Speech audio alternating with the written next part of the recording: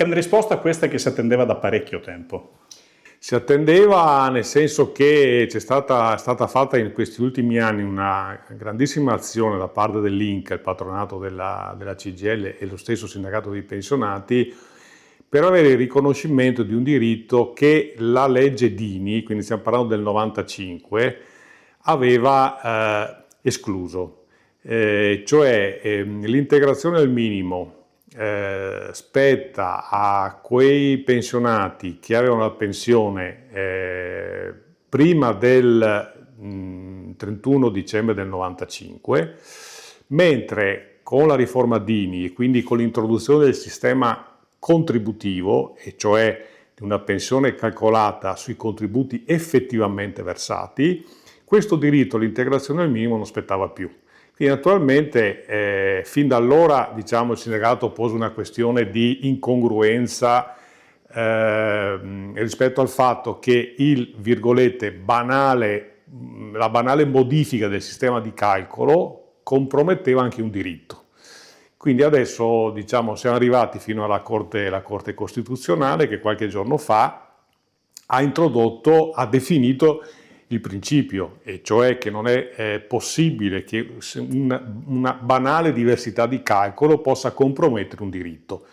E quindi è stato stabilito che quelli che hanno una pensione molto, molto bassa, per effetto in questo caso di invalidità, di problemi che riguarda la condizione fisica, possano accedere all'integrazione del minimo. Stiamo parlando di poco più di 600 euro al mese, tanto per essere chiari, e tuttavia la Corte Costituzionale fa partire questo diritto dal 10 luglio, cioè dalla data di pubblicazione in Gazzetta Ufficiale. Senza retroattività, almeno questo pare sia dalle cose che abbiamo letto. Naturalmente, per tutti gli aspetti anche di natura un po' più tecnica, stiamo attendendo anche una circolare INPS che dovrà esplicitare questa cosa, però per noi è un grosso risultato. Intanto per una questione di equità, ecco. E poi perché introduce un principio per noi molto caro, e cioè il sistema contributivo, come ho detto prima, cioè i trattamenti pensionistici calcolati sui contributi effettivamente versati, in sé è un impianto ragionevole. Il punto qual è? Il punto è che ci sono tanti lavoratori che non per volontà propria, ma per condizioni di mercato, subiscono riduzioni del loro tempo di lavoro. Quindi stiamo parlando di part-time involontario, contratti a termine, quei lavori saltuari, intermittenti e precari che rischiano di consegnare al Paese una classe di pensionati non poveri, poverissimi. Essendo questi quasi tutti quanti, per non dire tutti, col sistema contributivo, avremmo avuto dei pensionati che per effetto dei loro rapporti di lavoro, appunto saltuari, intermittenti, precari eccetera, avrebbero avuto una pensione nemmeno costruita sul base della pensione minima. Quindi questo guarda ora le condizioni di quelli che hanno avuto problemi di natura medico-fisica, di non autosufficienza.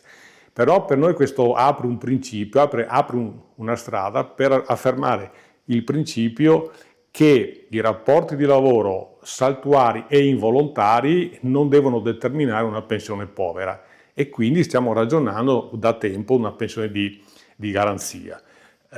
Lo dico perché dalla riforma Dini a oggi sono passati 30 anni, e quindi forse sarebbe il caso, un check-up sul sistema pensionistico per vedere se e come ha funzionato e vedere i correttivi che devono essere introdotti. Purtroppo l'interlocuzione col governo sostanzialmente non esiste. L'ultimo incontro col governo è stato fatto 2 anni fa sulle pensioni, e anche queste norme avvengono per effetto, per via di azione legale. Cioè, infatti risponde la Corte Costituzionale. Sarebbe stato opportuno che i governi che si sono via via succeduti avessero dato una risposta su questioni elementari di diritto. Questo allargamento di platea è importante anche perché effettivamente dal 95 a oggi è anche cambiato molto il mondo del lavoro. Assolutamente sì, infatti noi siamo di fronte a un paradosso, l'abbiamo denunciato più volte, che da un lato il Parlamento ha introdotto una norma, appunto quello del sistema contributivo che è costruito con quel metodo lì, cioè i contributi effettivamente versati, e contemporaneamente ha introdotto una serie di norme che hanno consentito diciamo, la fragilità dei rapporti di lavoro. Quindi con una mano hanno costruito un sistema che avrebbe senso se ci fosse continuità nei rapporti di lavoro, e con l'altra mano hanno fatto delle norme che hanno diciamo, compromesso la stabilità dei rapporti di lavoro. Questa cosa la stiamo denunciando da un sacco di tempo. Vediamo se diciamo, riusciamo ad avere un'interlocuzione con le forze politiche e con il governo per una risposta da questo punto di vista, perché siamo fortemente preoccupati. Noi rischiamo di avere una platea, da qui a pochi anni, una platea di pensionati non poveri, poverissimi, cioè con soglie di trattamenti pensionistici di 4 spiccioli, perché appunto la riforma Dini non prevedeva l'integrazione al minimo. Come diceva, voi stessi state cercando di avere dati più precisi, appunto, data la recente, diciamo, emanazione. L'applicazione da quando sarà in pratica?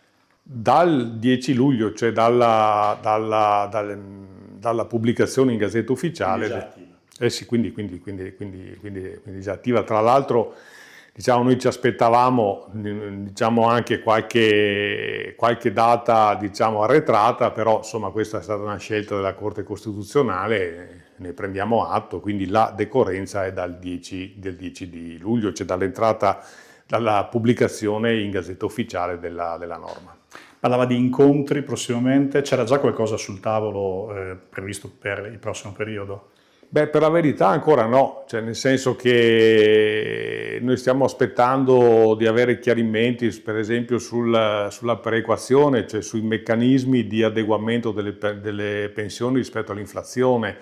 Anche qua ogni governo che viene, insomma, decide lui come adeguare i trattamenti pensionistici rispetto all'inflazione. Avremo bisogno di una norma certa, insomma, quindi di un criterio certo.